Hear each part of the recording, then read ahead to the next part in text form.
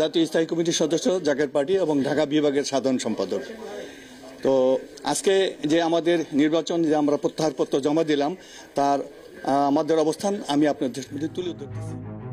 শেষ মুহূর্তেও অপেক্ষা কাটছে না জাতীয় পার্টির। প্রার্থীদের মনোনয়নপত্র প্রত্যাহারের শেষ দিনের আগেও চূড়ান্ত কোনো সিদ্ধান্ত জানতে পারেন। আসসালামু আলাইকুম সুপ্রিয় দর্শক বন্ধুরা, এবার দ্বাদশ জাতীয় নির্বাচনের শেষ প্রান্তে এসে একের পর এক অস্থিরতা বেড়েই চলেছে।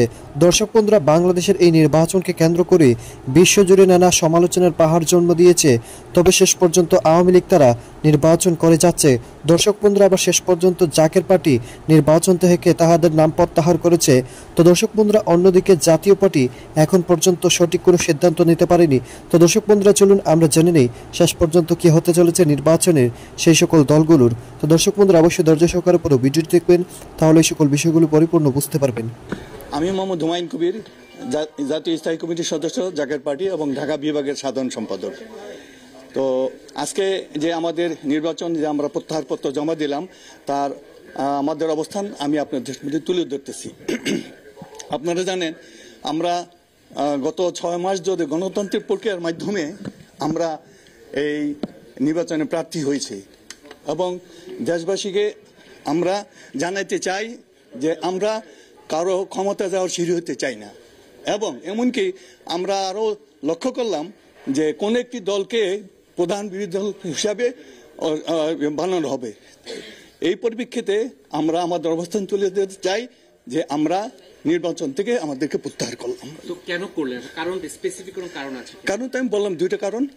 যে একটা হচ্ছে যে আমরা লক্ষ্য করতেছি যে কোন একটি বিশেষ দলকে প্রধান বিরোধী দল হিসাবে তারা করতে চাচ্ছেন এবং আজকে তারা অগণতান্ত্রিক ভাবে ক্ষমতা যেতে চাচ্ছেন। এই জন্য আমরা আমাদের এই অবস্থান তুলে ধরতেছি, আমরা আমাদের ইয়ে থেকে প্রত্যাহার করতেছি। অগণতান্ত্রিক কেন বলছেন? নির্বাচন তো হচ্ছে, সেই নির্বাচনে তারা নো অগণতান্ত্রিক এই জন্য যে আজকে যে অবস্থা হয়েছে, অর্থাৎ আমরা যে দেখতেছি যে বিরোধী দলে যাদের কোনো অস্তিত্ব নাই তাদেরকে আমরা বিশ্বস্ততে আমরা দেখতে পাচ্ছি, জানতে পারছি এবং সরকার ভূমিকা দেখতেছি যে তারা আজকে একটা বিশেষ লক্ষ্যে তাদেরকে আপনার রাজনীতিতে ক্ষমতায় পৃষ্ঠপোষকতার শরিক করা হবে।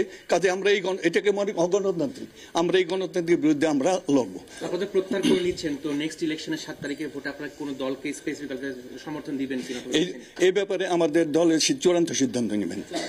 চেয়ারম্যান সাহেব,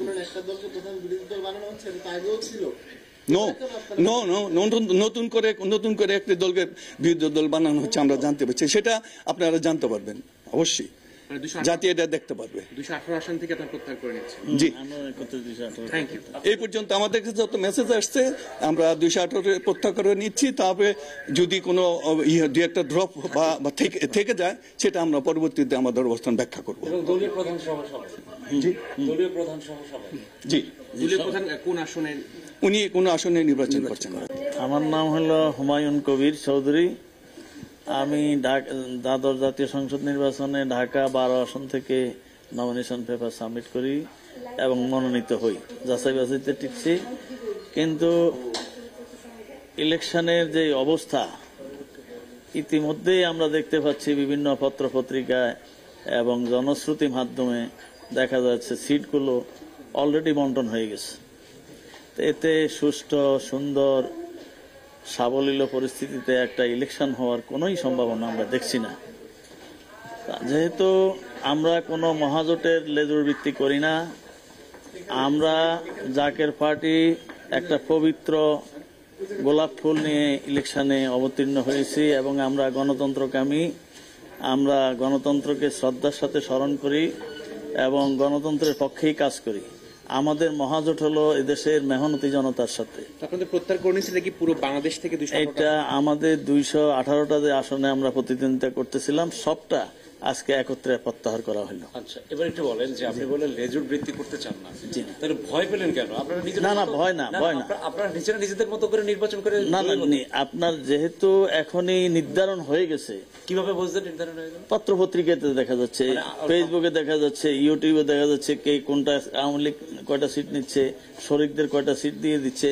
তো এইভাবে যদি একটা ইলেকশনের পূর্বে ইলেকশন হয়ে যায় তাহলে তো সেখানে ইলেকশন সেই গণতান্ত্রিক ধারায় তো আপনার এরকম জোটবদ্ধ হওয়ার সিদ্ধান্ত আছে, তাই বলে নির্বাচন তো হয়ে না, আমরা জোটবদ্ধ নই কারোর সাথে। হ্যাঁ, কিন্তু জাকের পার্টি কারোর লেজুর ভিত্তি করে না, নিজের স্বতন্ত্র এবং শেষ মুহূর্তেও অপেক্ষা কাটছে না জাতীয় পার্টির। প্রার্থীদের মনোনয়নপত্র প্রত্যাহারের শেষ দিনের আগেও চূড়ান্ত কোনো সিদ্ধান্ত জানতে পারেননি তারা। আসন সমঝোতার জন্য ফের বৈঠকে বসছে ক্ষমতাসীন আওয়ামী লীগ ও জাতীয় সংসদের অনেকটা গৃহপালিত বিরোধী দল জাতীয় পার্টি। জাতীয় সংসদ ভবনে সরকারি দলের এক নেতার কার্যালয়ে দুপক্ষের শীর্ষ নেতারা বৈঠক করেন। মনোনয়নপত্র প্রত্যাহারের আগের রাতেও আরও এক দফা বৈঠকে মিলিত হন। এতে আওয়ামী লীগের পক্ষে উপস্থিত ছিলেন দলটির সাধারণ সম্পাদক ওবায়দুল কাদের, সভাপতি মণ্ডলের সদস্য অ্যাডভোকেট জাহাঙ্গীর কবির নানক, যুগ্ম সাধারণ সম্পাদক আফমা বাহাউদ্দিন নাসিম এবং সাংগঠনিক সম্পাদক মির্জা আজম। জাতীয় পার্টির পক্ষে ছিলেন দলের senior co chairman barrister Anisul Islam Mahmud এবং মহাসচিব মোহাম্মদ মুজিবুল হক চুনু। বিএনপি সহ তাদের বলয়ে থাকা বিরোধী দলগুলোর বর্জনের মধ্যেই 7 জানুয়ারি অনুষ্ঠিত হতে যাচ্ছে দ্বাদশ জাতীয় সংসদ নির্বাচন। এই নির্বাচনে আওয়ামী লীগ 298টি আসনের প্রার্থীর নাম ঘোষণা করে, অপরদিকে 294 আসনের প্রার্থী দিয়েছে জাতীয় পার্টি। রোববার মনোনয়নপত্র প্রত্যাহারের শেষ দিন, সোমবার প্রতীক বরাদ্দ। আসন সমঝোতা বা ভাগাভাগি যা করার এর আগেই করতে হবে। ইতোমধ্যে কয়েক দফা বৈঠকের পর আওয়ামী লীগ তাদের দীর্ঘদিনের শরিক 14 দলের 3 দল বাংলাদেশের ওয়ার্কার্স পার্টি, জাতীয় সমাজতান্ত্রিক দল জাসদ এবং জাতীয় পার্টি জেপিকে 7টি আসনে ছাড় দেওয়ার কথা জানিয়েছে। এখন চলছে জাতীয় পার্টির সঙ্গে আসন সমঝোতা নিয়ে আলাপ আলোচনা। এই বিষয়ে জাতীয় পার্টির মহাসচিব মুজিবুল হক শনিবার বলেছেন, শুধু একটি বিষয় নিয়ে আলোচনা হচ্ছে না, নির্বাচন কিভাবে অবাধ ও সুষ্ঠু হয়, ভোটের পরিবেশ কিভাবে সুন্দর থাকে, ভোটাররা কিভাবে নির্বিঘ্নে ভোট কেন্দ্রে এসে তাদের পছন্দের প্রার্থীকে ভোট দিতে পারে, এসব নিয়েও আলোচনা হয়েছে। তিনি আরো বলেন, এই ধরনের আলাপ আলোচনা ক্ষমতাসীন দলের সঙ্গে অব্যাহত থাকবে।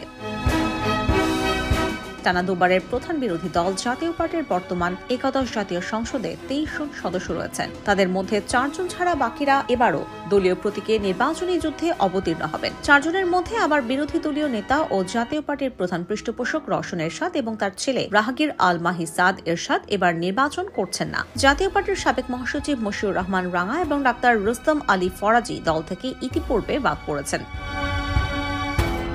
আওয়ামী লীগ সূত্রে জানা গেছে, বর্তমান সংসদের 19 সদস্যের আসনের পাশাপাশি নতুন করে আরো 7টি আসনে জাতীয় পার্টির সমর্থনে দলীয় প্রার্থী সরিয়ে নেবে আওয়ামী লীগ। তবে শেষ পর্যন্ত কতটি আসনে আওয়ামী লীগ ও জাতীয় পার্টির সমঝোতা হয় তা অস্পষ্টই রয়ে গেছে। খোঁজ নিয়ে জানা গেছে, আসন সমঝোতা হলে ছাড় দেওয়া আসনে আওয়ামী লীগের পক্ষ থেকে নৌকার প্রার্থী দেওয়া হবে না, তবে তাদের শাসক দলের স্বতন্ত্র প্রার্থীর সঙ্গে ভোটের লড়াই করতে হবে। স্বতন্ত্র প্রত্যাহারে আওয়ামী লীগ কোনো দলের সঙ্গেই আপোষ করতে রাজি নয়। প্রধানমন্ত্রী ও আওয়ামী লীগ সভাপতি শেখ হাসিনা পরিষ্কার জানিয়ে দিয়েছেন, স্বতন্ত্র কোনো প্রার্থী বসিয়ে দেওয়ার কারো কোনো অনুরোধ তিনি রাখতে পারবেন না, কারণ নিজ দলের অনেকেরই তো দর্শক বন্ধুরা, আপনারা হয়তো পুরো ভিডিওটি দেখে এবং এই সকল কথাবার্তাগুলো শুনে অবশ্যই বুঝতে পেরেছেন, আগামী দ্বাদশ জাতীয় নির্বাচনকে কেন্দ্র করে একের পর এক অস্থিরতা বেড়েই চলেছে। দর্শক বন্ধুরা, যেখানে প্রধান বিরোধী দল বিএনপি নির্বাচনে অংশগ্রহণ করেনি, সেখানে কিভাবে সঠিক নির্বাচন হবে সেটা এখন দেখার পালা। অন্যদিকে জাতীয় পার্টির নানা আবেদনগুলো শেষ পর্যন্ত কি মেটাতে পারবে আওয়ামী লীগ সরকার? তো দর্শক বন্ধুরা, আপনারা জাকির পার্টির এই সকল কথাবার্তাগুলো শুনে আপনাদের কাছে কেমন লেগেছে অবশ্যই কমেন্ট করে জানিয়ে দিবেন। তো দর্শক বন্ধুরা, ভালো থাকুন, সুস্থ থাকুন। আল্লাহ হাফিজ। আসসালামু আলাইকুম ওয়া রাহমাতুল্লাহি ওয়া বারাকাতুহু।